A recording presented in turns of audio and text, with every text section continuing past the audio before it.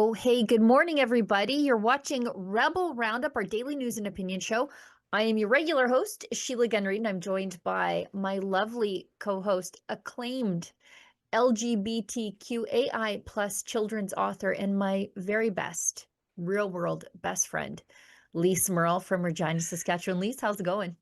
Well, Sheila Gunn Reid, it has been about the best 3 days of my entire life.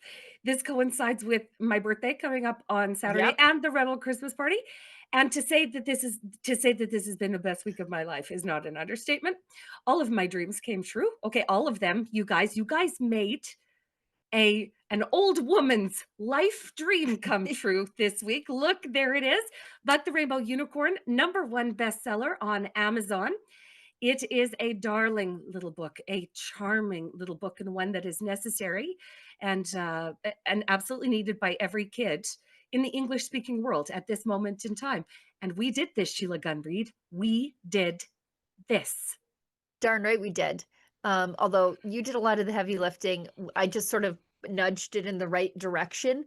But I love your background where you have Thank buck you. balloons and the unicorn back there. Thank you. It's beautiful. There are some people who are not quite yet in on the joke. Not Based quite. on based on the email inbox, Mhm. let's explain to people if you're not getting it, let us bring you up to speed. Also, please watch the promo video. It's only 90 seconds. And if the pigs waving the rainbow flags aren't clue enough for you, we're going to let you in on the joke right now. And it's not really a joke.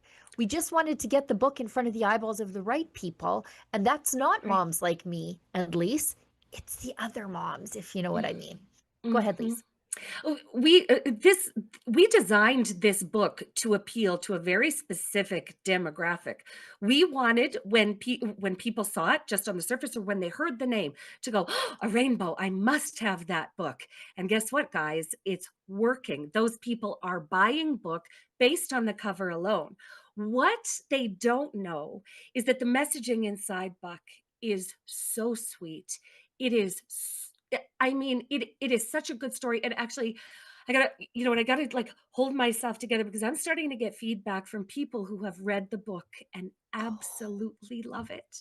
They love it, and this is exactly what we planned it to do. Guys, we're on step 1 of Buck the Rainbow Unicorn. Okay, we are just getting started on our 10-step Buck the Unicorn plan, and so far, everything has been going exactly the way we intended it to go. So thank you, Canada, for showing up for Buck the Rainbow Unicorn, for supporting Rebel News, and for doing something really important for our kids. exactly. I mean, this is a wholesome, safe book Mhm. for people like me who want to read it to the little ones in their lives, but it's also accidentally wholesome for the people who maybe are perfectly fine with sexualizing little kids. They've accidentally bought something wholesome with safe messaging for the little ones who probably don't have a lot of safe places in their lives. Yeah, it's true. And it's a book about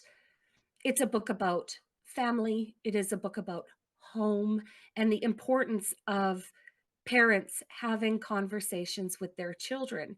And at a time where activists from a local library or, crazy gender teachers feel like they have the monopoly over conversations as it pertains to gender and children. They don't. Parents get to have these conversations with their kids, and we are encouraging it this way. And Buck literally gives you the script. It's a lovely story. It's an heirloom quality story. And guys, one of the details that's so special about Buck, just let me tell the people, Sheila. But Buck was created on a typewriter that was built in 1948. So after the war, the world had this glut of steel products and needed to find a use for them. And one of those uses was my typewriter that I typed Buck on. So this story came out of a machine that was made of the same stuff as battleships. Okay, Yep. battleships. These words hit, they land in the exact right place, and then we blend the other end of the spectrum where we used AI technology to illustrate it in the most spectacular way. So we have, cutting edge technology from 1948 being married to cutting edge technology in 2025, and we have a best selling book on our hands. So it's magic for a million different reasons, not the least of which that Sheila Gunn Reid and I have spent 2.5 years developing this project, and it is all coming to fruition, and it's a success because of you. So thanks so Yep. much for supporting us. Yep. I'm real proud of you. I'm real proud of you. And this is the secret that we couldn't talk about, that we sort of said, we're going to need you guys. We're going to need your help in a few days because we're doing something and we want it to be a success, not just for ourselves. I mean, I'm always cheering for my best friend's success. Of course, that's my job.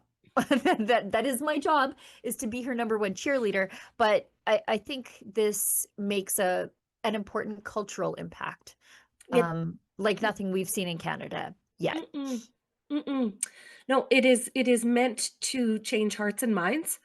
It is meant to change hearts and minds and to support families at this really critical time. Yeah. I mean, we can't go around complaining about Drag Queen Story Hour unless we offer an alternative. Like that's not what we do around here at Rebel News. It is not just enough for us to report the news. We get involved. We try to make better. If things are bad, we make it better. I think that's what sets us apart. And so we did a lot of complaining about Drag Queen Story Hour. We did a lot of complaining about sexualized books in the classroom. So we did something about it.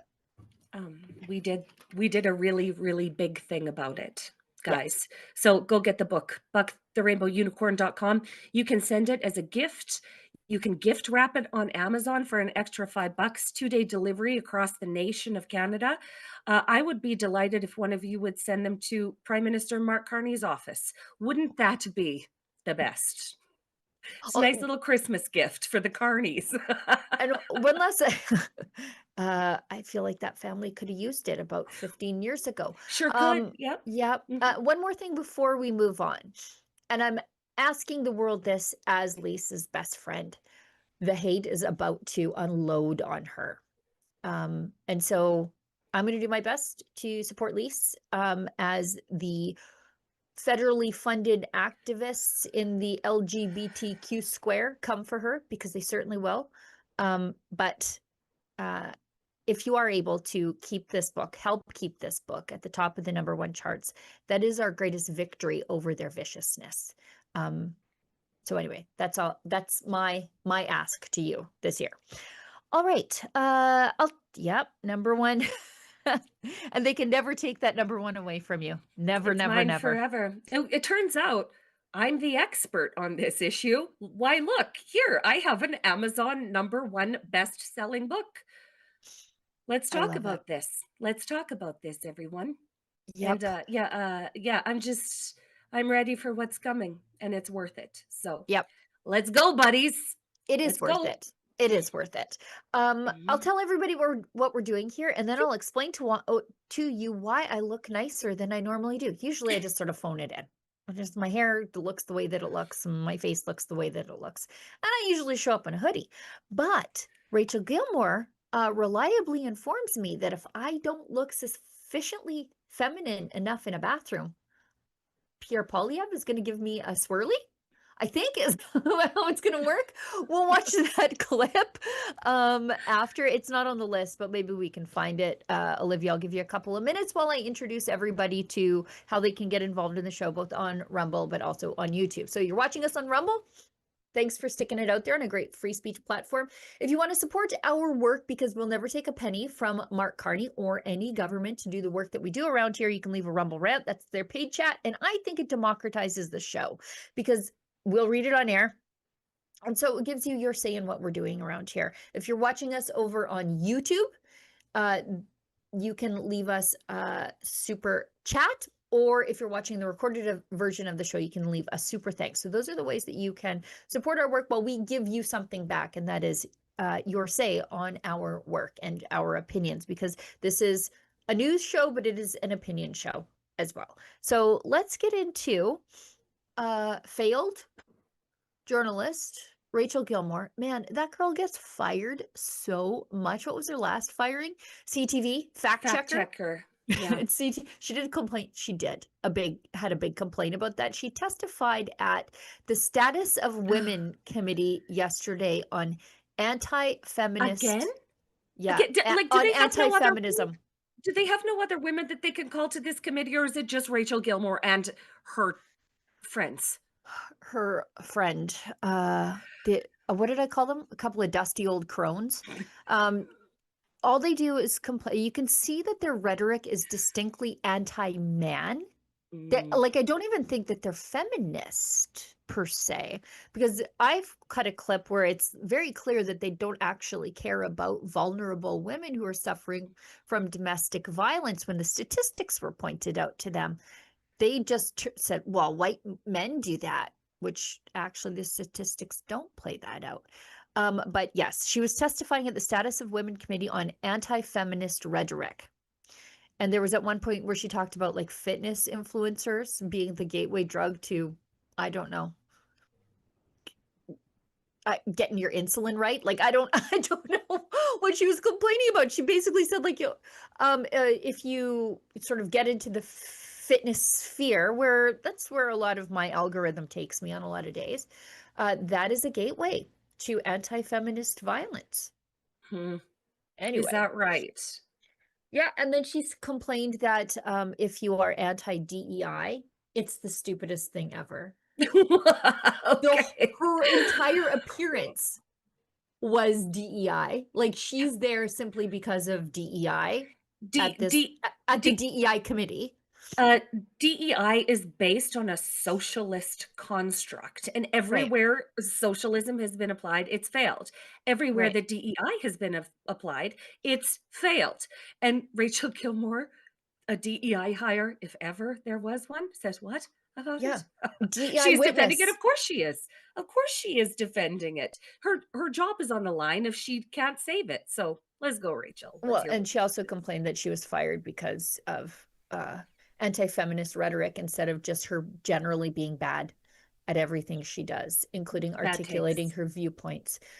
This is her saying DEI is the being anti-DEI is the stupidest thing ever. Is one of the stupidest things I've ever heard. You're opposing diversity and Yeah. equity and You're inclusion. opposing Why? socialism. What is wrong with any of those things? I think that there's a fundamental misunderstanding of how DEI operates in Canada No, as we well. get it. That's why we're tend against it. not to use quotas, which is the aspect that is often attacked as, privileging certain groups over others. What we tend to do is just do audits of workplaces to ensure that everyone is And then having what? equality of opportunity. And I think that to attack these And then notions what? is a dog whistle to the worst elements of society that are seeing us slide towards a more fascistic world, and every politician who engages in that should be ashamed of themselves. Anti-DEI is one of the Okay, Okay. anybody Yeah, go that ahead. defends DEI should be ashamed of themselves, because DEI stands for didn't earn it. In every single circumstance where somebody participates or somehow co-signs a DEI initiative, especially a taxpayer-funded initiative, is co-signing an absolute egregious waste of taxpayer funds. And if you guys don't think that this is a problem in Canada, some estimates say that upwards of 30% of public institutions' budgets are going towards DEI initiatives, whether this be women empowerment groups, whether this be gender and diversity groups, whether this be Indigenous and reconciliation groups. That's also under the DEI Yep. umbrella. There is 30% of the public workforce that is employed because of DEI. And yeah, they don't want it to end. Of course they wouldn't. They'd have to get off their gravy train, wouldn't they? They'd have to be accountable, wouldn't they? And this is something that these people just cannot fathom. I'm glad you bring up the sheer number of DEI executives. This is not DEI staffers either. Um, this is from Blacklocks, although I wrote up a version of the same order paper question because I focused on the CRA, who couldn't necessarily tell Sure. me how much money they were spending on DEI. And I'm like, but you want to know my receipts down to the penny. What do you mean you don't What, know? what You do you don't mean? have an I'll just accounting try this. that. I'll try that at my audit. Thank you. Mhm. When I'm like, I don't know. It feels like it. They basically said, I don't know. It feels like it would be a lot of work for us to get those numbers. I'm going to try that. Try that when you're filing your taxes, guys, with the CRA. I'm gonna Um, try.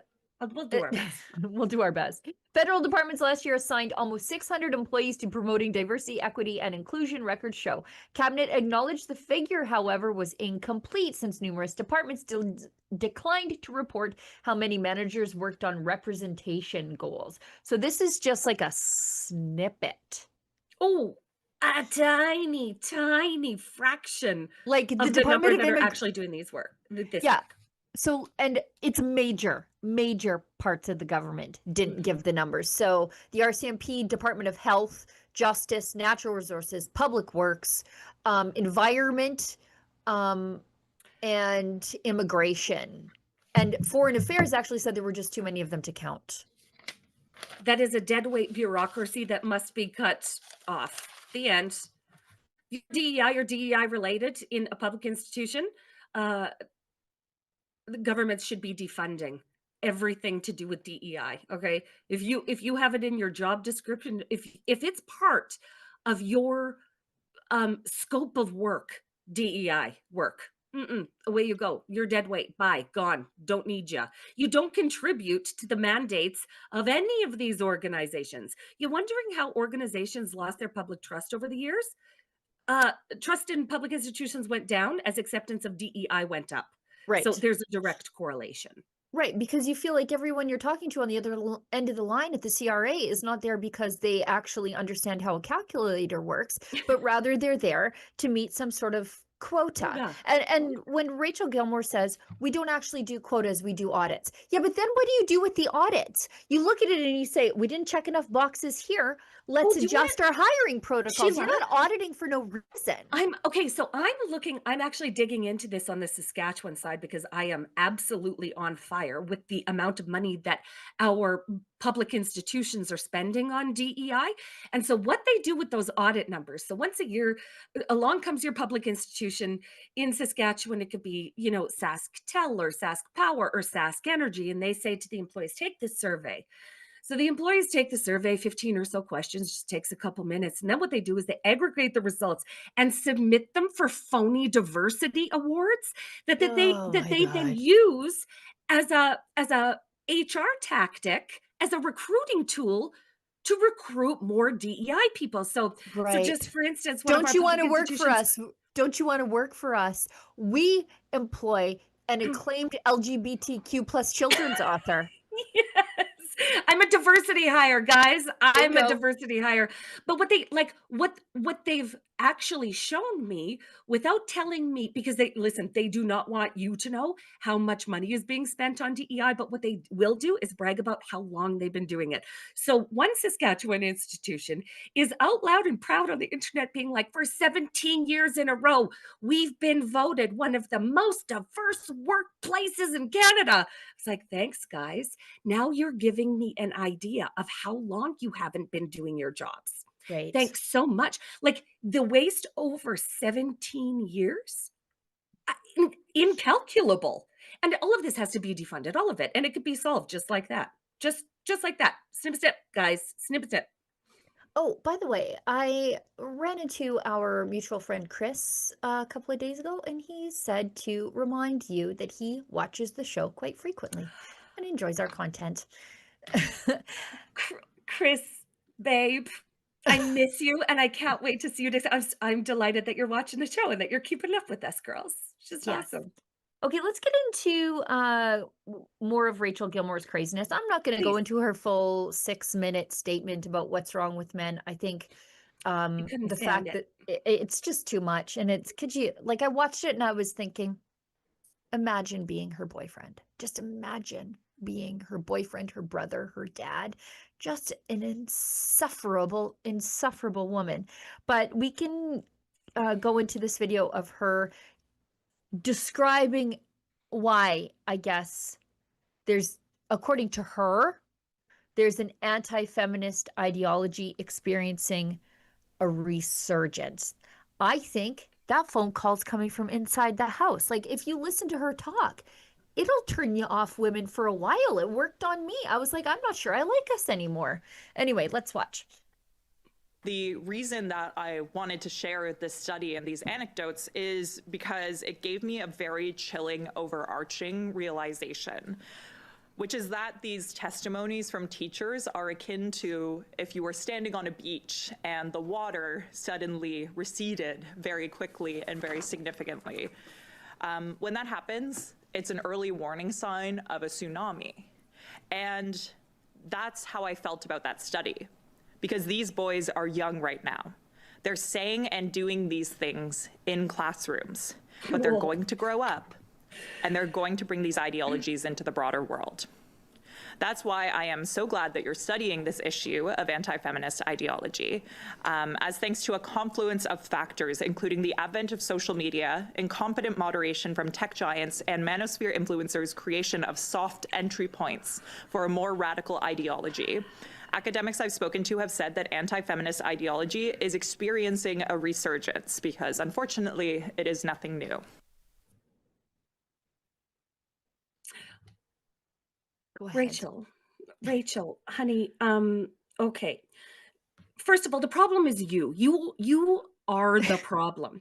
And if you're noticing that little boys are acting like little boys Right. and pushing back in the way that young men do, that's on you, honey, okay? That is on you. It is not the young man's responsibility to pre-think of what your reaction and what your experience might be, okay? Little boys are inundated from kindergarten on with the influence of oppressive women in education who tamp down their volcanic energy, who tamp down their inherent recklessness as children, as male children, And who medicated out of them. and Medicated out of I them. mean, your child can't sit still in school. Here's a bottle full of Ritalin. This Yeah. is not what we should be doing to our children. And what we are seeing is the predictable result of little boys who have had enough. We need to let little boys grow up in a natural, non-oppressive, non-progressive, feminist environment. And the second we start to honor little boys for being little boys, these problems will fix themselves down the line. Right. We have too many people like Rachel Gilmore in education. That's the problem. We're graduating too many of them into education and not enough regular dudes. And I realize regular dudes can go make more money doing regular dude work, physical work, the trades, whatever. But once we saw the switch get flipped in education, because there was a time when there were more men in education than women. That changed, and then all of a sudden our boys became problems to medicate. Instead of just regular old little boys, because you've got these childless, dusty crones with blue hair as teachers who have no experience with the little guys. And so they're saying there's something wrong with them because they're different than these little girls. Who are typically much more able to slip into a school environment and be able to check the boxes, the behavior boxes of the teachers. But little boys have volcanic energy. I have 4 that I'm the mother of 4 sons. And so to say that I know that little boys, you need to deal with them on a little boy level and really accommodate their littleness. It is just necessary to growing well-adjusted, strong men. And so this is what our little guys aren't getting in school. So, I mean, I love that Rachel Gilmore, childless and off her rocker, is reading one study and is like, I think I know what's wrong here, guys. I know what's wrong with the boys. I know what's wrong with the boys. Hasn't met one, but she sure knows what's wrong with them. You know what? I thank my lucky stars every single day that my son landed himself a normal one, because young women, there are a lot of them out there like this. And I think it is a testament to the kind of men in Rachel Gilmore's sphere that she thinks that men are actually like this, instead of happy, well-adjusted, hardworking with old man hobbies like golf, who want to take care of their wives and raise me up some great grandchildren. I think she doesn't understand that those men exist, they're out there, but she is oversampling from her own pool, I think. Yes, yes. The good guys are out there. The good guys are absolutely out We there, and raised them. know We that know. know that their place is integral to making this whole entire thing work. Men are foundational to making this whole thing work. Our Right. society is built on families with the daddy and the daddy takes care of the mummy and the mummy takes care of all of the kids. That is the Right. natural way. And we know that our guys know this because they show Right. up for us. They show up. And she has no clue that regular dudes out there don't abide women being mistreated. No, they do not. Ooh, Her they do not. the male feminist weeps that she surrounds herself with would never stand up for a woman, would never punch a guy out Oh, for, coming on too strong to a woman in a bar, not backing off or whatever. They would never, like, chivalry is dead and women like her murdered it. But in our spheres, chivalry is alive and well. She just doesn't make it over Sheila. into our world. The other day, as things were happening with Buck, because I work in a van, right, guys? Like I roll away in my super cool van and I work on the side of highways and I just go where the sun is. And I was having a real reaction to learning that Buck was happening, and I was having a cry, okay, in my van alone. And all of a sudden a van pulled up behind me, and a guy on the highway, passing on the highway, had seen me crying, went 1 kilometer down the highway onto the service road that I was on, 1 kilometer back to me just to check if everything was okay. Hey, you okay? Everything okay over there? Chivalry is not dead. It is alive and well. And guys, I just can't love it enough to know that just regular dudes care about what's happening to women, and show Right. it. And show Yeah. it. It's lovely. Michael Koros, every time Oh, somebody says don't something bad about us in the comments section, he freaks out. He's like, Mike. I will not abide. He has a very overarching male energy when it comes to that, Yeah. because Michael loves us, and we Yeah. love Michael, and he cannot stand to see people being mean to us, unnecessarily Yeah. mean to us. He can't. And it's important as women to have those kind of guys in your life, the guys that are going to back you up, Good dudes. when just the guys that are just going to be solid, like a solid backstop. So thank you, Mikey, and to all the good guys that show up for us, no matter how that happens or where. Thanks. Yep. We appreciate it. Okay, now on to the Rachel Gilmore clip, which explains Mm. my I think possibly failed attempt to look nice today. But she Mm-mm. says I don't even have like lady colors. I was like, there's a lady sleeve on this jacket, but it's still Oh, olive green. it is Um, so cute, Sheila thank Gunn. you. I meant to say it earlier. That is a cute coat, like a puffer winter business Yeah, it's like a little lady. blazer. But this is the It's best I could adorable. come up with. I even tried to do some eyeshadow, but Rachel Gilmore says that she's going to be harassed in a bathroom because she's tall. And women like me who don't go out of our way to, do the beauty duty, as they say, they might get harassed too, because Pierre Poilievre said in an interview one time that there was only two sexes. So let's hear. What? It's crazy. I should have saved this for the cringe, but we're talking about Rachel, so let's get to it. Yeah, I mean, I've been horrified seeing the virulent transphobic rhetoric that has been spread through society. I mean, even some politicians in our House of Commons have been saying disturbing things that have gotten them condemned by Egal Canada and other organizations. I mean, Pierre Poilievre's comments about trans folks have been egregious, saying that he's only aware of two genders. And I think that one of the massive issues within this is you're ultimately not only, all of our rights are intertwined, and when you adjudicate the presentation of gender for, say, going to the bathroom, what you are doing is adjudicating who is going to be harassed in that bathroom. What? I'm a 6-foot-tall woman. If I go pee and there's a bathroom ban, are people going to speculate about my genitalia? Am I going to be harassed? No, when Rachel, I'm just because we trying to can tell use the you're a washroom? woman. Right. Anyone who doesn't present in a very effeminate way is going to face questions and harassment. They are open to that. So it's not only rigorously enforcing, the forms of gender expression that exist in our society, but also, you know, even among cis women, they are going to be harassed for this. So all of our rights are intertwined, and it is essential that we fight for all of them. This woman is crazy. To suggest that I would be harassed in a ladies' bathroom because I do in my own real life dress like a bit of a 12-year-old boy, you know, I'm wearing a 12-year-old farming kit, like I'm wearing Carhartts, got my little work boots on, I'm wearing a Coors Light hoodie. Never, never. Why? Because I'm obviously a woman. That's the point that she seems to miss in all of this, is that you can't fake it. You know, like you know.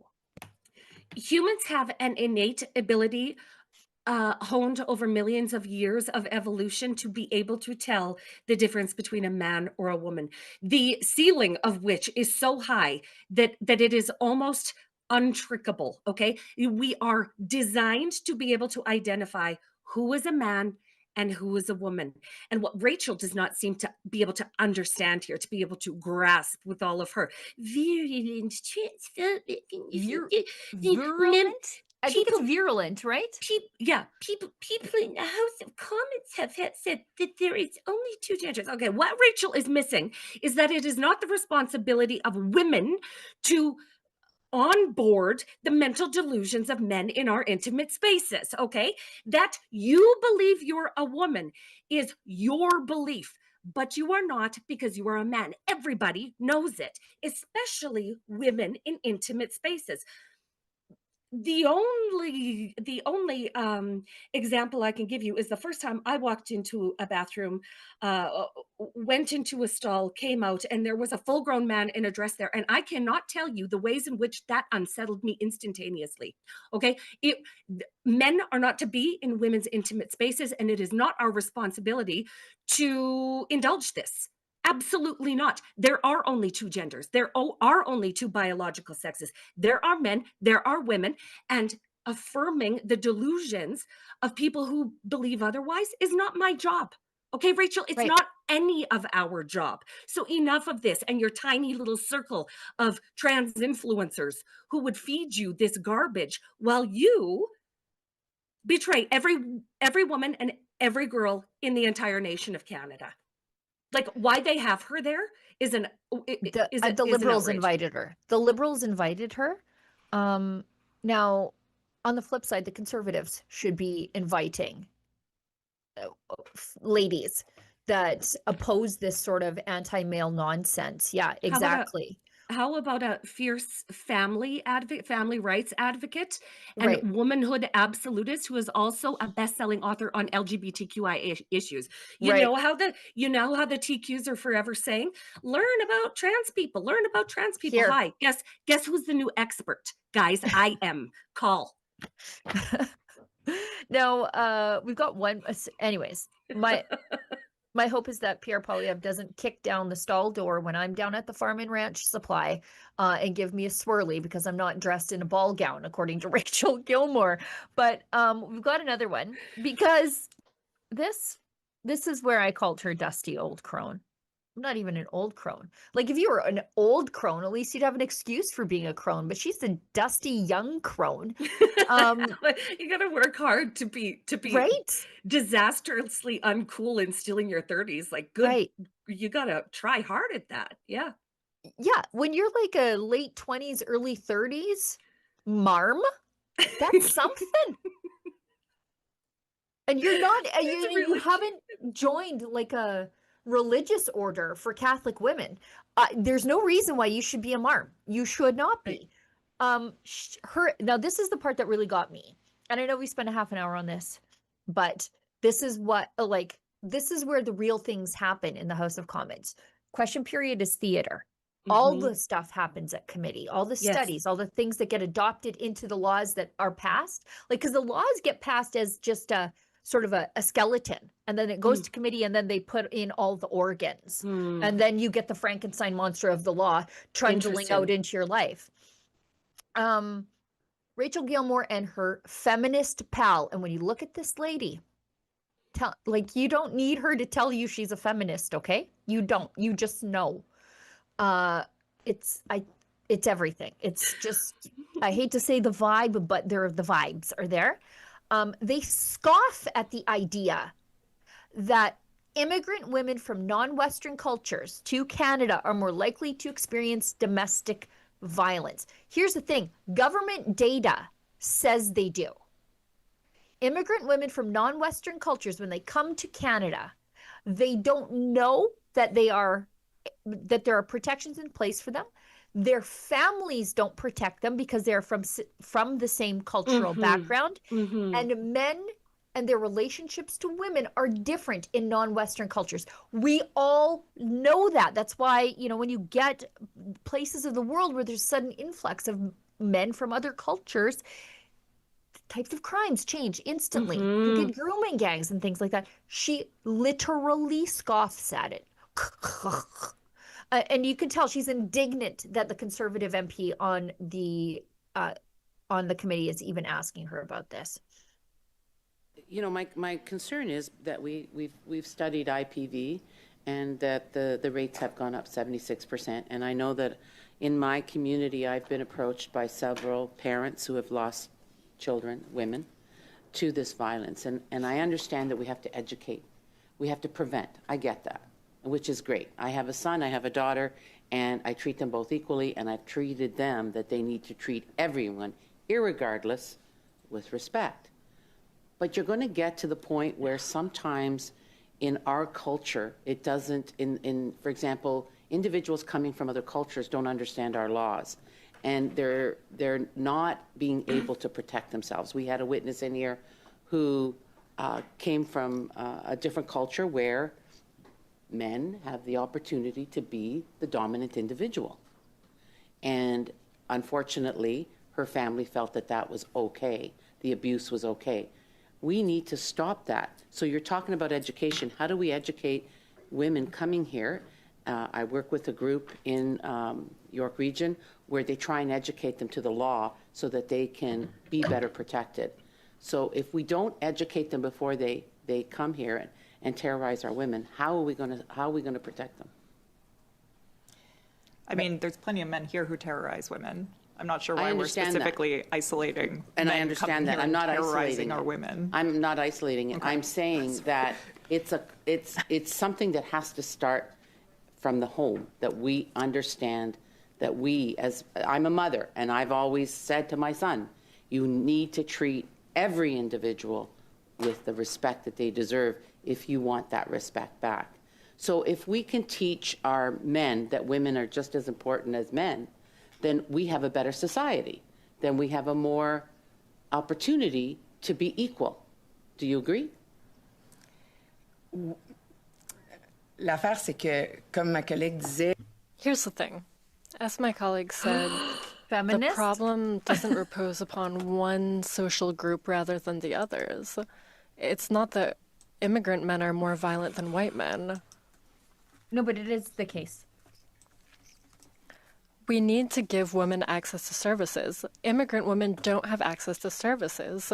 They don't feel taken seriously in civil society. They feel rejected by civil society, and they don't feel comfortable seeking out the help that they need. So give them access to that help. Make it even easier for them to have access to that help and include them as much as possible in society. I think that's how we can protect women. C'est la fin de votre temps. That's the end of your time. Now.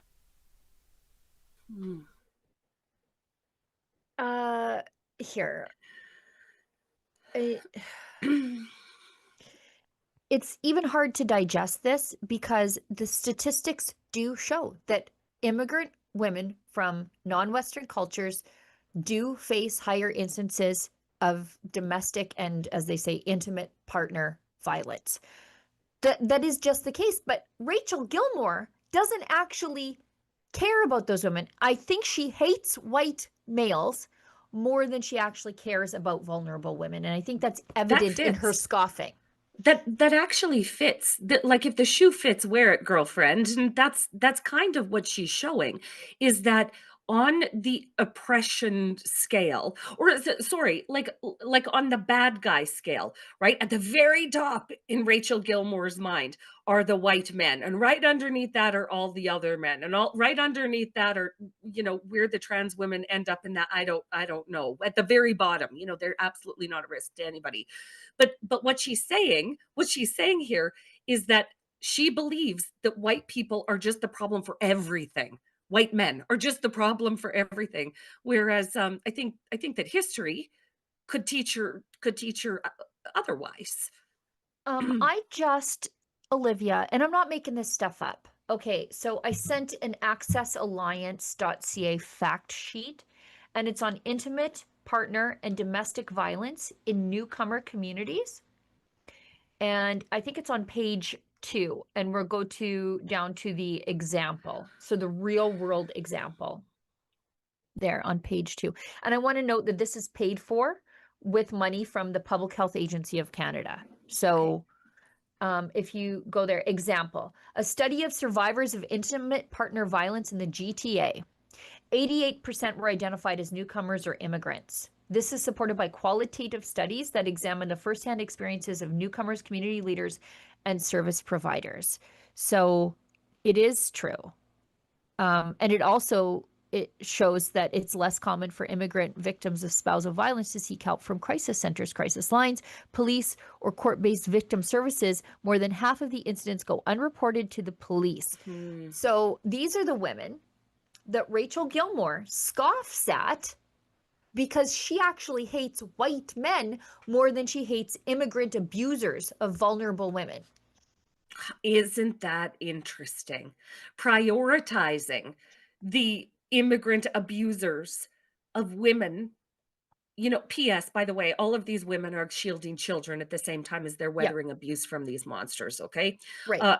Rachel Gilmore prioritizes those guys over white men. Okay. Yeah. Okay. Yeah. And that's who's guiding our government, Canada. Yeah, that's when who it the comes to Liberals. rating our laws. Do you know in the new country, okay, we're not going to do this. We're not having a status of women committee in the new You country.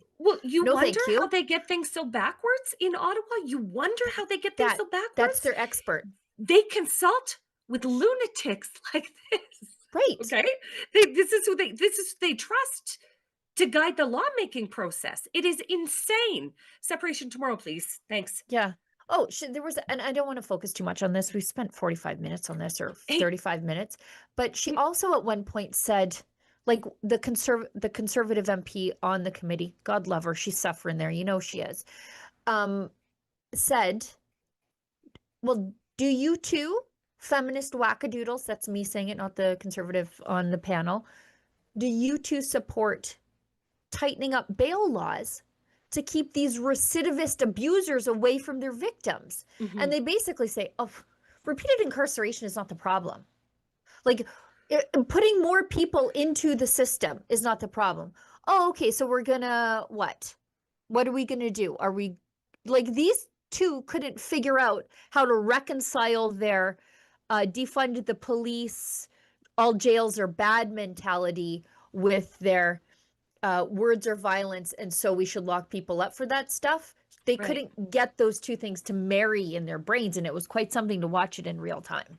Well, and in Canada, I want to say it's once every 2 days a woman is killed by intimate partner violence in the country. And in so many of these cases, there has been red flags that have been brought up. The relationship is frequently out on bail.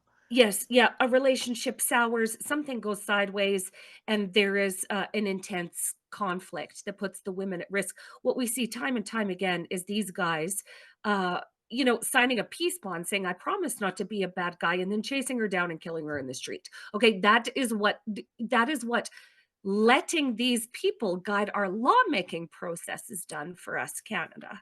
It is crazy. Sheila, in the new country, what about a ministry of mothers and womanhood? What about that? Yeah. Yeah. Yeah, that's good. Because, I don't mind that one, actually. Sorry, Olivia, I'm putting you on the spot, but I just want to show you how crazy this was. And I know we've spent No, way it's too good. much on It's this good. person, but This is a noble topic. it really shows what is wrong with the culture when the progressives are in charge, because the conservative on the panel lays out a case exactly like what you discussed. They put a peace bond on him. He was out on bail. He was supposed to stay away from her. He was already abusing her. The repeated police contact, he murders her. And they say to Rachel Gilmore, do you think this guy, like, should we tighten up the bail laws? And she's like, that won't help. Well, it would have saved this lady's life. Tell it to her family, sister. Let's watch. Were we able to find it? Sorry. Yeah. Thank you, Madam Chair, and thank you for attending our meeting. Very interesting conversation. I have a question for both of you. With the rise of intimate partner violence up 76%, do you agree that the laws need to be tightened so that we can protect women? An incredibly vague question. Do you have specifics? Yeah. Well, I'll give you an example. We have a family that had a bond put against their daughter's partner, who was out on bail, not once, not twice, 3 times, and eventually killed her, shot her 4 times, once in the eye. My question is, how do we protect innocent women against men that instill violence? Do you not think that he should have been kept behind bars? Yeah. I mean, sorry. I was just going to say that, I mean, so are you specifically asking about tightening bail laws? Yes. Is that specifically? Yes. Okay. Because in the context of bail laws, I think that while there are aspects of the bail system that need reform.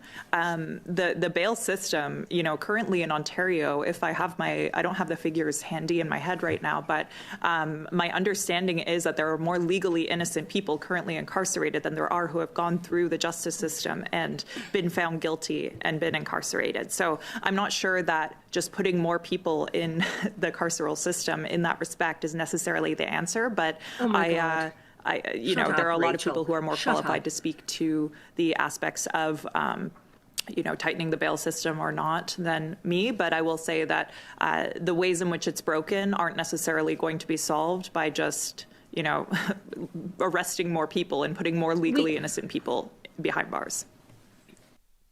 Isn't that appalling? She just heard a story where a woman was abused and the man was charged 3 times, and then he killed her, and there was a peace bond in place. And she's like, I don't think we need to reform the bail laws specifically around that.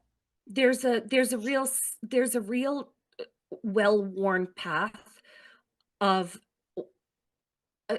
how an abusive relationship devolves. Okay, there are warning signs that we know about, that if a man walks through a peace bond to try and harm his victim again, that he will accelerate and accelerate and accelerate. We know that this happens. We have 30 years of proof that of statistics that shows that it happens this way. And Rachel Gilmore is like, no, absolutely, locking these guys up when they're clearly violent and on their way to a murderous rampage. No, those guys should be walking the streets. I mean, this is not a country that values women's lives at all. Let's hit an ad break because we've spent way too much time on this horrible, horrible woman. And it's not even about her. She's the avatar of the entire, yes, 30-something progressive feminist left, plus, put in the whole government subsidized journalist nonsense in the middle of it. Let's hit an ad break, and then we'll come back, and then we'll do our best to get through the remaining things on the list. And you guys are sending some chats, so appreciate that. If you got some chats before the end of the show, please get them in right now. And then we'll talk about how the Liberals say they support an Alberta pipeline, but when the rubber meets the road, that ain't happening. And then Trump talking tariffs on Canadian fertilizer. This is not great for Saskatchewan at all, but I don't think it's great for Midwestern farmers. Anyways, we'll talk about it on the other side of the break. Okay. You like the hat? Me too. Same strong message about making Canada great again, but in a really cool color, black and gold. There's other colors available, and it's an all Canadian site. So if you want to signal your tribe or trigger a Liberal, go to mcgahats.ca today. Gun bans make great distractions. Trudeau may be gone, but Carney has picked up his same We rhetoric. will quickly, and I mean quickly, reinvigorate the buyback of Hunters, collectors, competitors, and defenders of tradition are still being targeted, while criminals run wild under Liberal policy. But we are fighting back. Join us, Canada's National Firearms Association, in defense of freedom.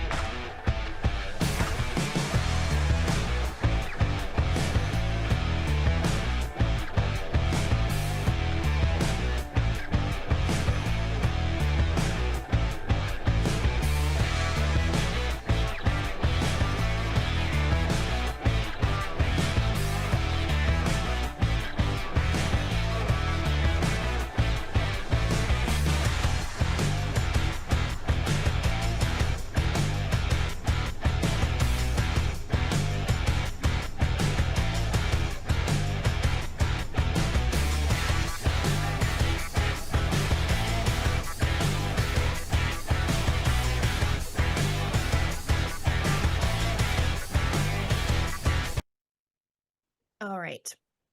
We're back. I just want to let everybody know, if you go to rebelnewsstore.com, use the code RebelXmas for 15% off. And I would do it right away. Not this very minute, but right after the show because, you know, Canada Post. So it's Rebel Xmas, XMAS for 15% off.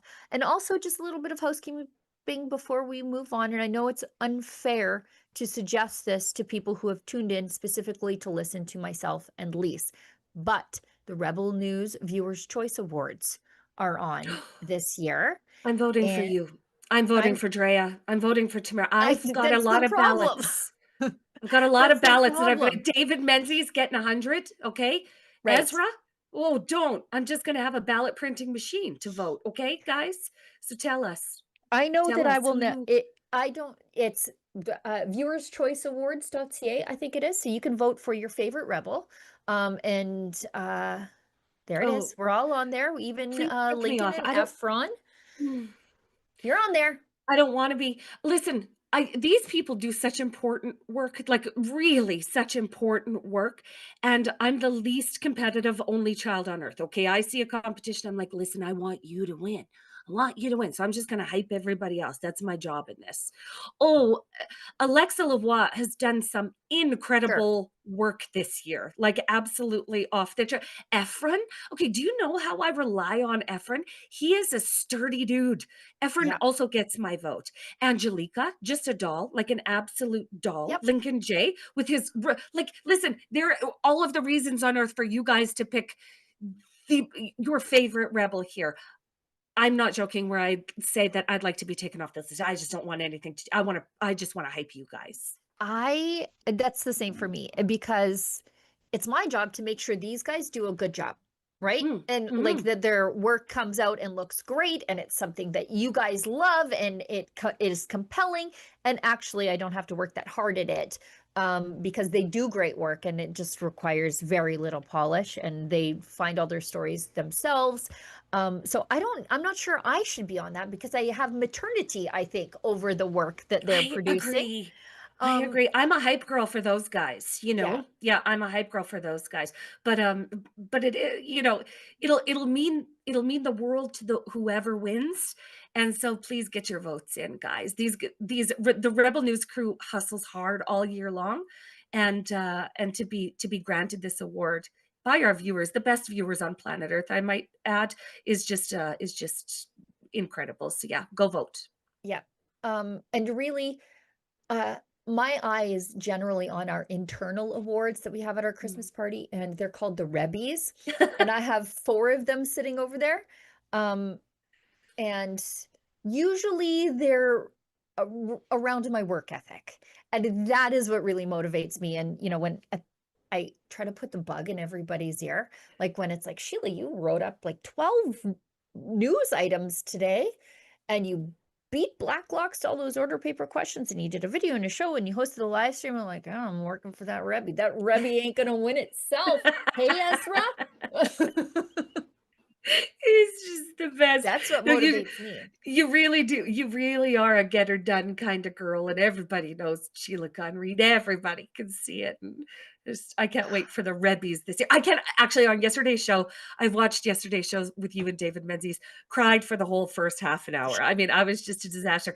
But that, like this week coming up, when are we going to be in Toronto, Sheila Gunn Reid? Thursday through Saturday. It's going to be the best day of the whole year. I mean, it's just going to be epic. So looking forward to those awards and seeing all of my beautiful rebels.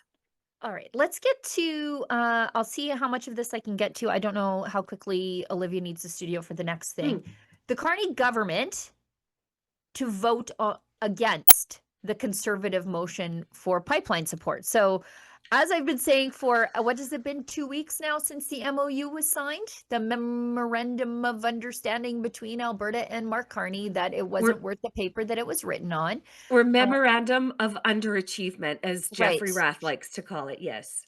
It wasn't worth the paper that it was written on because the Carney government is going to vote against a conservative motion on pipeline support. And as my friend Michelle Rempel-Garner points out on X, conservative MP for Calgary Nose Hill, who's just ripping it up at immigration, by the way. Like she's just so much smarter than the current immigration minister that she keeps pointing out in committee that the other people on the immigration committee that are liberals are also very quickly going to be the immigration minister. Like at one point, one of the other liberals on the committee intervened to help Lena. And Michelle goes, you know, Lena, you shouldn't let them help you because they're going to help you right out of a job. Oh my God. Just the best. Just the best. She's a doll. She points out on X, the conservative MP in Calgary, Corey Hogan, is going to vote against it. Pardon? Yeah. The conservative pipeline motion. Excuse me? I know. Excuse me, Mom. There's something crazy in my ear. The pipeline motion is an unserious stunt that tries to score points at the expense of our nation. A yes vote could undermine consultation. A no vote could undermine confidence. Canada loses either way. You know who loses? You, buddy. Because this motion is exposing you and your stupid MOU for being useless and meaningless. Yep, that's exactly right. So in comes Michelle Rempel-Garner. That's a lot of fancy words to say I'm voting against a pipeline as a Calgary MP. Listen, voting against a pipeline as a Calgary MP is pretty much just sealing your fate. Yeah. Like it won't be tolerated. One of my favorite things is watching Michelle talk to the liberals on the immigration committee like they're 5. And like in making sure she doesn't use big words. Like, don't you think that's dumb? If you didn't like I've got a bunch of clips of the last immigration committee on my X. I think they went through them on the show last Friday, I believe. But just, you know, for her saying, so the temporary foreign worker program is unemploying young Canadians. Don't you think that's dumb? Don't you think that's not good? Yeah, like she's just holding the minister's hand through all the questions, like slowing it down. You can see she's visibly getting like exhausted with the like exasperated.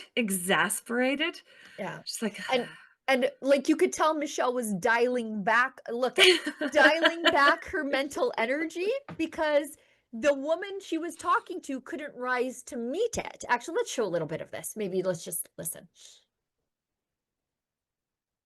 Just leaning in, look at her. An 18-year-old at a club in my city in Calgary.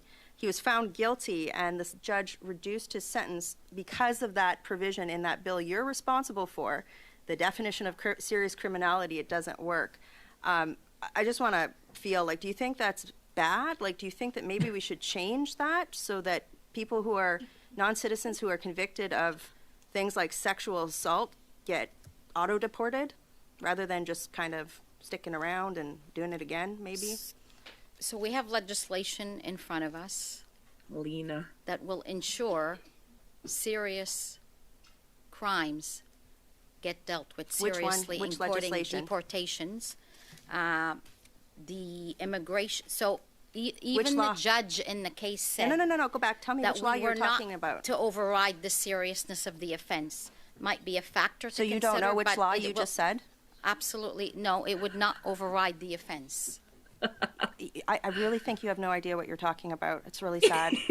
We're talking about non-citizens who are convicted of serious crime being allowed to stay in Canada. So we put forward an amendment to Bill C-12, which would have corrected this. I did your job for you. I think Peter might be doing your job for you in a couple of months. But you guys didn't support that. So I'm asking you as Order, Chair. just somebody. Yes, point of order, Mr. Fragiscatos. Let's just maintain the focus on the subject at hand, which is immigration, please. I would love to maintain.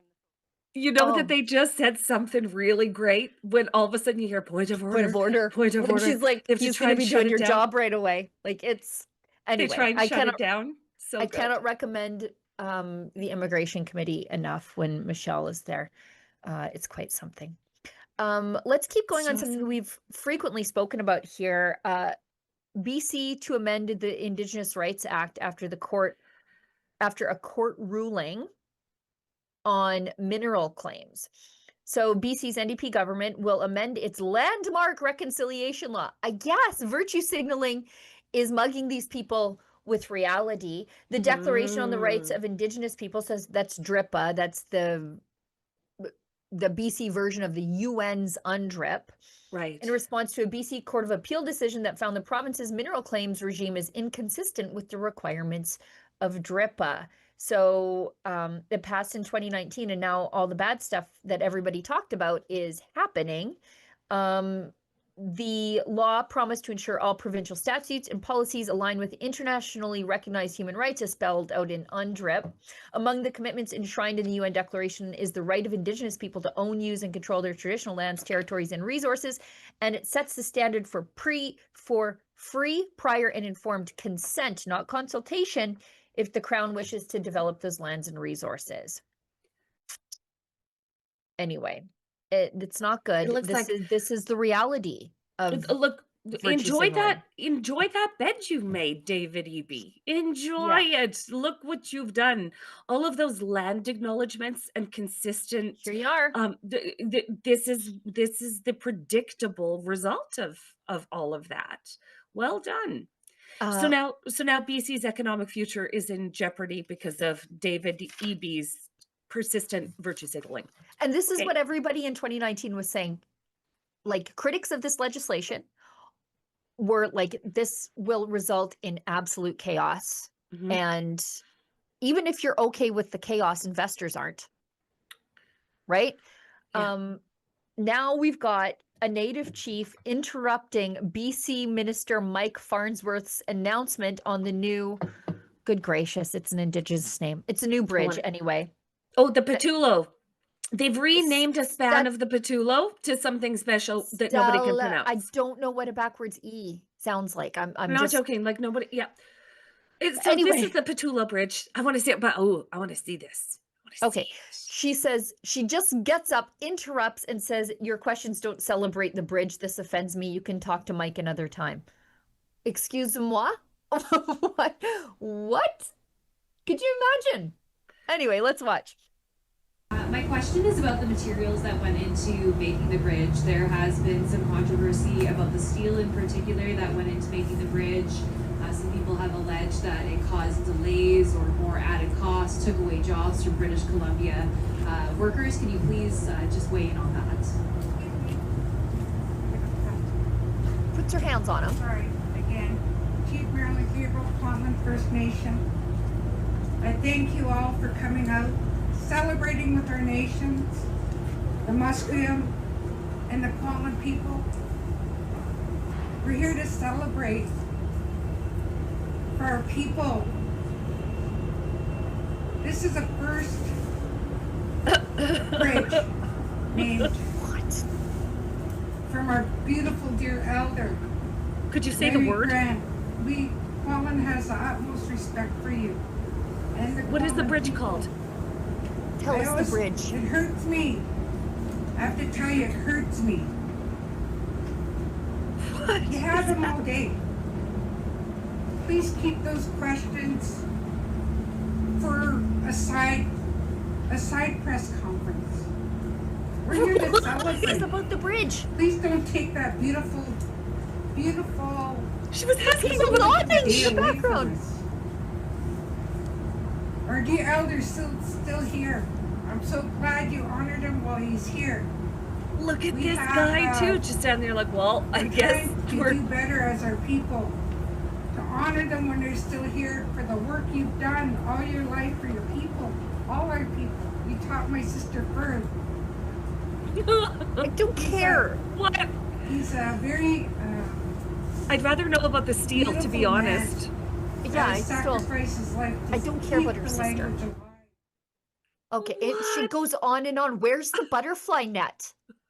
Where are the press people? Where's the media relations people who are like, excuse me, ma'am? Who's that MP who saved us all from Elizabeth May at the Parliamentary Press Scout? Lisa McLeod? Where's the Lisa McLeod here to save everybody from this lady who's like, this man, that's an elder. He taught my sister Fern.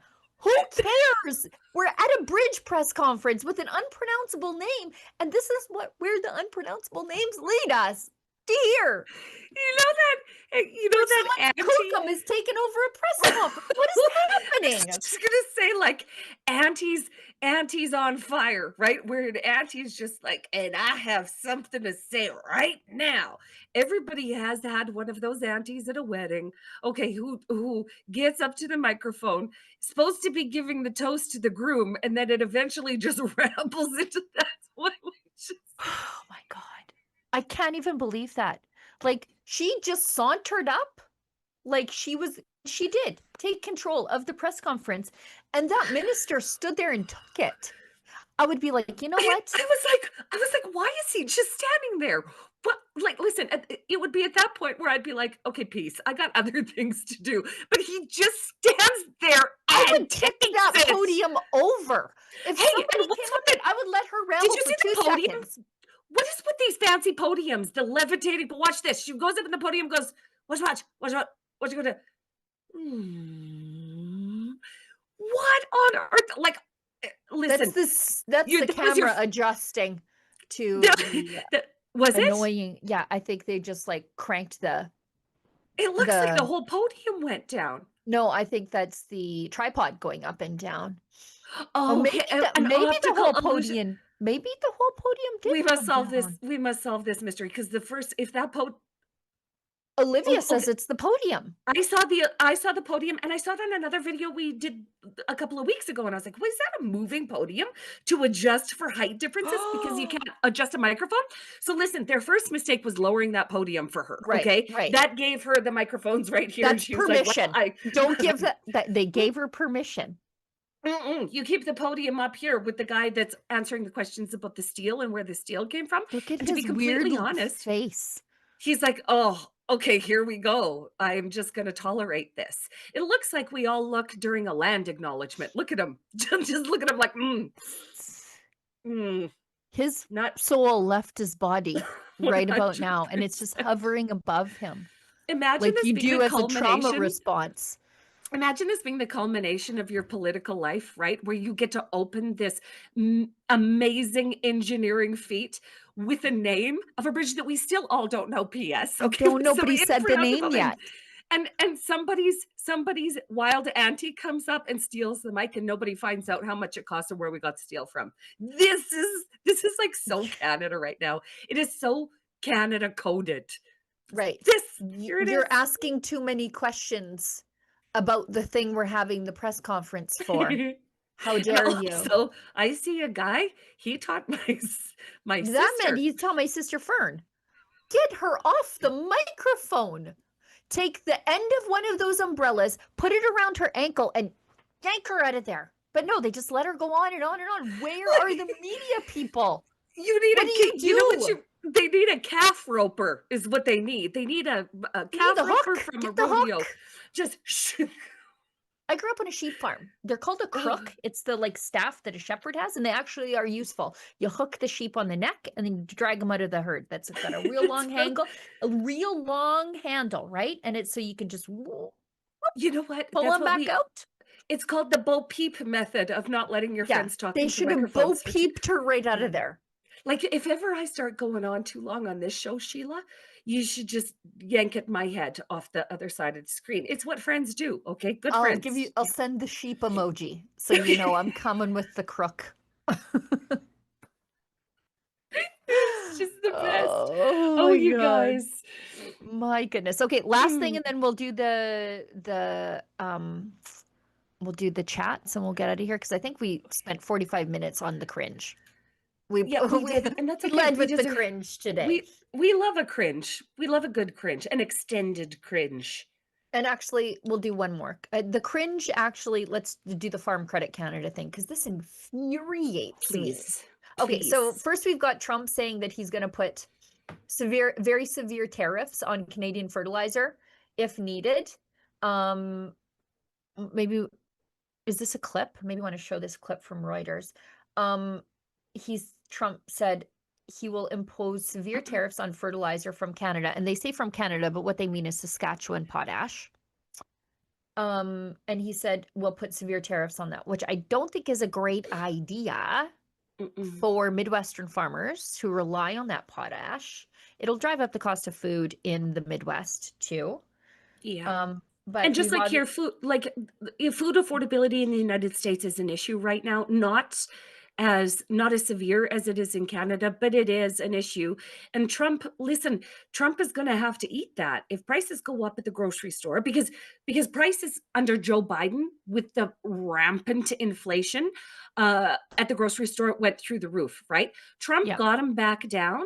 But if people see those grocery prices peaking again at the grocery store, Trump is going to have to eat this. Yeah. And that's not good. Let's go to that White House clip and then I'll talk about the Canadian response or lack thereof. Sure. So you talked about the profitability issue, the machinery playing a role in that. Right. And fertilizer plays another role. Now, a lot of that, the way I understand it, it comes in from Canada, different countries like that. What are we doing to bolster domestic fertilizer production to help make that more affordable? And then I think that will transition down the pipe. A lot of it does come in from Canada. And so we'll end up putting very severe tariffs on that if we have to, because that's the way you want to bolster here. And we can do it here. We can all do that here. But I would say what you do, you put very severe tariffs on from coming into other countries. You'll be making your own fertilizer very soon. In fact, Secretary Burgum. But here's the problem with that theory. They don't have potash. They don't. No, actually, potash is a uniquely Saskatchewan product. Our geological formations, we were once the bed of a huge inland sea, and the potash deposits that lay under our earth are super valuable to farmers and growers across the world. And what this is going to do is increase prices in the United States for the producers and then the downstream consumers. But also what it's going to do is force Trump to somehow offer assistance to American farmers right now who are also hurting. Okay, our egg industry, both sides of the border, is hurting. There are so many considerations, whether it be what you're growing, the cost of your inputs, the availability of your inputs, the availability and country of origin of your equipment. Okay, farming has never been so complicated, and this is just going to complicate it a little bit more, which is what the industry does not need. Now, the Americans, I think they have, as a potash deposit, 220 million tons, metric tons of it. but they're not mining a lot of that. Mm. And Saskatchewan is the #1 in the world when it comes to potash. And the Americans, as a manner of imports, I think almost 80% of their potash imports come directly from Saskatchewan. This is not a good idea, I don't think, for American farmers, because if you shut Canada out, guess where you have to get your potash from next? Russia. Is it? Yeah. And that's not great. And then Belarus, also not great. The #4 producer is China. So interesting. You got a friend in Saskatchewan. Look, I'm doing the Trumpy #1. thing. Look, I'm doing the Trumpy thing. Got a friend. Got a friend in Saskatchewan. But you got a friend in Saskatchewan. Don't take out your anger on Doug Ford on Scott Moe. Which is what's happening here. Absolutely not. No, and Saskatchewan, again, a Western province, suffering the consequences of an Eastern politician running his mouth. Like, this has happened over and over and over again. So, no, Saskatchewan potash is good for producers. It increases yields at the same time as decreasing decreasing the amount of effort you need to grow. Okay, it makes everything grow better. And Saskatchewan is #1 at supplying it. So come on, America, like, do business with us. We're your besties. Right. And I guess that was my point leading into what will the Canadian response be, the federal government response, I should say. Almost nothing. Look to the canola response. Yeah, where it's less than nothing. The Liberals stand to lose nothing if potash gets tariffed, because they don't lose any votes. There just aren't any votes to win or lose in Western Canada, so they don't necessarily care. It'll just be a battleground they refuse to fight on. I mean, every time we talk about a Western province losing a major deal because of Eastern incompetence, it just furthers the separatist discussion. If we didn't have Ottawa involved, we wouldn't be having any of these trade issues at all. At all. We'd have negotiated a deal and been on with our happy lives in no time. And because of the incompetence and really, I think, maliciousness of Ottawa, this is where we find ourselves. So sorry, Saskatchewan. Just hold on. Okay. Just hold on. Things are going to get better. They have to. Olivia tells me that I have an ad read from our friends at Rumble. Then we'll talk about the Farm Credit Canada stuff real quick, because that is an agency that I wish didn't exist at this point. It's federal government colonization of our farm industry over and over and over again. But first, this message from our friends at Rumble Premium and Perplexity. If you're looking for smarter ways to browse and enjoy your favorite content without ads, get the Perplexity Pro bundle with Rumble Premium for just $19.99 a month when you sign up before December 31st. Normally a $29.99 value. With Rumble Premium, you'll get an ad-free viewing experience across all your devices and access to exclusive premium content. No interruptions, just the videos and streams you love, anytime, anywhere. Plus, Perplexity Pro boosts your productivity with unlimited research, unlimited uploads, exclusive member perks, and access to the latest and most advanced AI models for faster, smarter answers every day. Save over 30% off on this powerful bundle. Head over to rumble.com/premium before December 31st and sign up and unlock your premium experience. I am already sorry to everybody who had to deal with all those plosives into my microphone during that ad read. I realized that that might have been a little tough on everybody's ears. Let's talk about Farm Credit Canada, and then everything else we can talk about tomorrow. This is from John Barlow. He's our ag critic federally. He's from Alberta. He's awesome. The Liberals' hand-picked CEO of Farm Credit Canada has been praising communist leader Fidel Castro. She claims to admire his courage and values. Oh, really? Just like Justin Trudeau, I guess. What a disgraceful way of representing Canadian farmers, especially since Western farmers resisted the Soviet-style wheat board to the point where some of them went to jail for it. The agriculture minister should be outraged. What will he do about it? It's a 1 minute and 16-second clip, but this is crazy. Let's watch. She can get back to us on that, but again, we've been getting a number of emails and calls from FCC employees who are very frustrated with the leadership of the current CEO, and this is just one aspect of it. We have transcripts, which are now also in the media, that in a recent discussion with staff, she was asked which politician or which leader did she admire the most, and she said Fidel Castro for his commitment and his courage to his values. Do you believe that that is the value that Farm Credit Canada should be sharing with farmers and agriculture stakeholders across Canada? This is a person who represents us not only nationally but internationally. Do you think that coincides with the values of Agriculture Canada? Wild.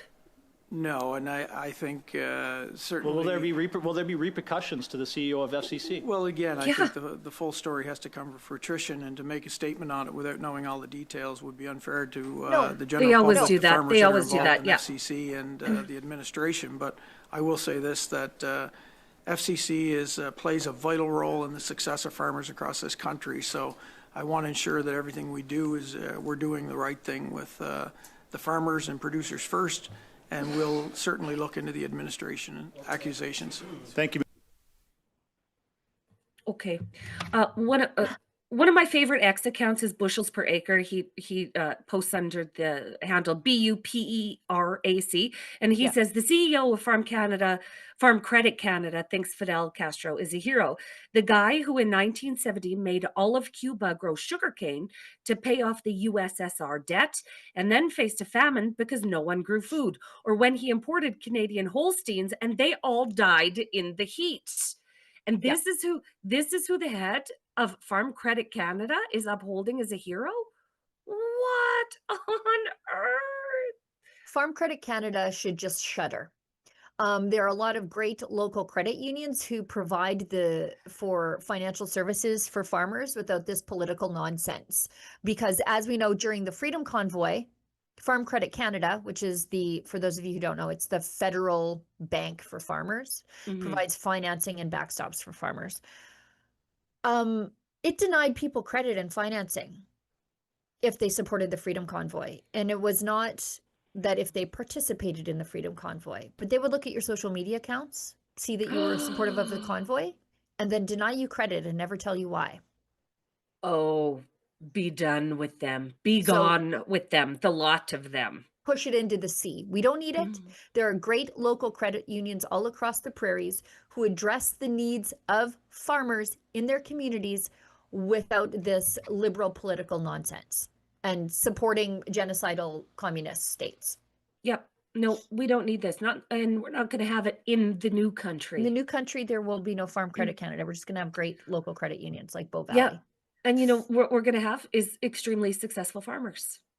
Yeah. Okay. Backbone of our economy. Those guys negotiating their own trade deals, doing the heavy lifting. That's exactly right. Yep. We love families, farm families on the prairies, and we're on your side here at Rebel News. I'm one of them. I'm on my own side by default. By default. Okay. We've got a few chats here. We'll get to them and then we'll wrap up the show. We're an hour and 25 minutes in, and then I should let everybody know tomorrow is the Buffalo panel with two other Western influencer journalists or important thinkers discussing issues that face Western Canada. Lloyd. It's my favorite. Me too. Lloyd Zielinski, 4401, gives us $10. It says, just joined in. Cool balloons, Lise. Thank you, Lloyd. Thank you so much. Just you know what? I just love how supportive your family is of your hijinks. Mine is, they grow weary of my hijinks sometimes. But my family is on board. I mean, all of our children. My husband, this is Buck the Rainbow Unicorn has been a real family affair. And the other, actually, just let me tell you this, for one of our kids, for our kids' entire lives, when they're asked, what do your parents do? They say, my dad is an engineer and my mom does laundry. And for the first time in our lives, our kids said, now when we get asked that question, we're going to say, our dad is an engineer and our mom is a #1 Amazon best-selling author. And I was That's right. So you guys That's have no right. idea how wonderful this is for us and how excited the kids are and the whole family. Yes, this is a family affair. Yes. I will be surprised if I don't pick up my phone and there's a text message from my son saying, "Quit talking about me on TV." You Oh, know? Sheila, my son reads the comments. Oh, All of them, okay? All of them. And he is one of Rebel's most engaged fans and a Sheila Gunn Reid super fan. Like he thinks it's pretty cool that his mom and Sheila Gunn Reid are hanging out. So we are raising a little Rebel army in this house. We're so pleased to. So. All right, we got one. JP Alberta First gives us $20. Am I misremembering? But wasn't it actually in labor laws that you weren't allowed to ask certain questions like sexual orientation, Yes. race, religion, or was that in the US? I remember in the before times when you were just supposed to show up for work and mind your own business. Right. And none of this was ever a consideration. Wasn't a thing. Wasn't a thing. Yeah. And then COVID spelled the end of privacy, though. Sure it did. Absolutely it did. Especially as it pertains to sexual orientation. This Right. was a thing that wasn't acceptable in polite society to talk about. And so of course you would never talk about your sexual orientation at work. Of Right. course you wouldn't in a professional atmosphere. And now all of a sudden, I mean, we are exploring sexual identities at work on taxpayer dimes. Right. Make Yeah. it make sense. Like, I don't want it to be on the HR checklist, who you banging these days. Like, I just think that that is inappropriate in a professional setting. Just a little bit. That violates our HR code of Right. conduct, doesn't it? Yeah. Like, I realize the HR busybodies would put it in a less rough way than me. But at the end of the day, it's the same question. And if the way I said it makes you uncomfortable, then it should always make you uncomfortable. Yeah. Lloyd Zielinski, 4401, gives us $5 and says, hard to imagine a Gilmore boyfriend. Picture of a man bun wearing guy holding his overpriced Starbucks grande soy latte. Like with skinny jeans, I can see him right now in an ill-fitting leather coat with a band t-shirt. You know what I mean? I can see him right now. You don't even have to, I don't have to see a picture. I can see him in my mind's eye. In my mind's eye, he's not holding his own latte, he's giving it to somebody else because that's what he does for a job. In a green apron. In a green apron, complaining about the dress code where you now have to wear black and black because you guys abused it, you weirdos. But at least they're hiring Canadians, so I shouldn't complain. All right. JP Alberta First gives us $10 and says, men's and women's fashions evolved to both suit the roles that each occupied in society to also accentuate the aesthetic attributes to attract a mate as a generality. I love that we are acknowledging this right now. I say it all the time. Women use fashion as a weapon. We just do. I use it as a shield. Do you? I use it as a weapon. I just my hope is to wander through life completely unnoticed. Just right? Is it? I think so. And I realize that I have, as according to the comment section, severe features. My face looks a certain way. I have black curly hair. Like people will look. So I try to look like I wandered off the bus from a junior high boys basketball tournament. So that's how you'll see me dressed in my real life. Fair enough. Fair enough. Yeah. All right. We got another one. Cat Barks 68. Hello, my lovelies. Bought the book for my granddaughter. I love you too, and have your backs 100%. Well done. Oh, thank you, Kat. Thank you so much. I'm delighted for your little. I'm just delighted for them. And thanks so much. Yeah. BuckTheRainbowUnicorn.com. Okay, that's what she's talking about. Go get one quickly, you guys. Go get one just in time for Christmas. By the way, I had a friend from the United States text me just as we were on the air. The book is a #1 bestseller in the United States too. Okay. And it only costs $18.08 in the United States on Amazon with the exchange. So this is an under $20 book for our American friends. It can be sent as a gift for an extra $5. They will gift wrap it. So this is available all over North America, which is crazy. I got the very first copy. I bought the first Kindle edition. I also bought the first print edition, but I'm saving that. I said I would give it to you because I think you need to give it to somebody. Yeah. It's Paul Newman gives us $2.79. Please have Mitch Sylvester of the APP or Brad Williams on. You know, it's funny We had because Brad Williams on just a couple weeks ago. He was Yeah. awesome with Jeffrey Rath, but yeah, we'll put them on the list. Sure. Go ahead. I wanted to have Mitch on my paywall show, the Gunn show. I just forgot to get his contact information, and Mitch and I cross paths all the time. Like we both were keynote Yeah. speakers at the National Firearms Association AGM, and then I saw him at the UCP AGM, and I'm always like, I gotta get Mitch's contact information because I need to have him on the show. And Yes. Mitch, if I you're guess, watching, yeah, Mitch, if you're watching, do reach out. Sheila at rebelnews.com. Okay, let's keep going. And Lloyd Zelinsky, 4401, gives us $5. Donald Trump is not overly well informed on trade specifics. Hold out for Rubio or Vance in the next administration. It will get better. Look, I'm not critical of Donald Trump. I think we should not be offended that he is doing America first. Wouldn't it be great if somebody felt that way about us? Right? Yeah. He's undoing a great deal of harm that was done to the American people in the Biden era. And I got a lot of time for what Trump, on the many fronts that Trump is fighting, just like I got a lot of time for Danielle Smith. Danielle Smith is doing the same thing. She's fighting on many, many different fronts. And so where she gets it a little bit wrong or where Trump gets it a little bit wrong, I got a lot of grace for them at this time. Yeah. Okay. I am almost done. Yeah, you say hold out for Rubio or Vance in the next administration. It will get better. My fantasy football Republican ticket next time around would have been Vance Kirk. Oh, yeah. Yes, You know? agreed. I would love a Vance Hegseth.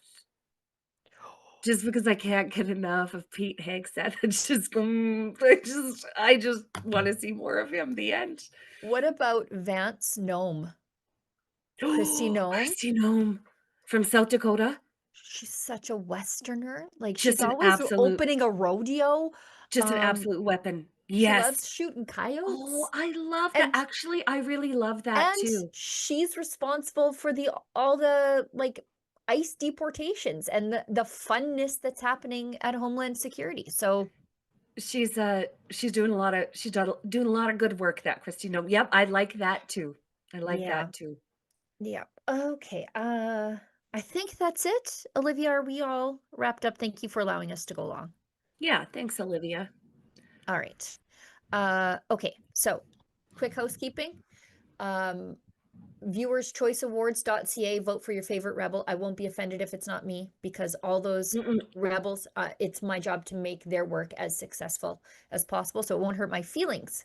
But if Ezra's watching, I'm really working for that Rebby, like a super working hard for that Rebby. Real hard all the time, just giving her day and night. And then if you want to buy Lisa's book, yeah, there it is, viewerschoiceawards.ca.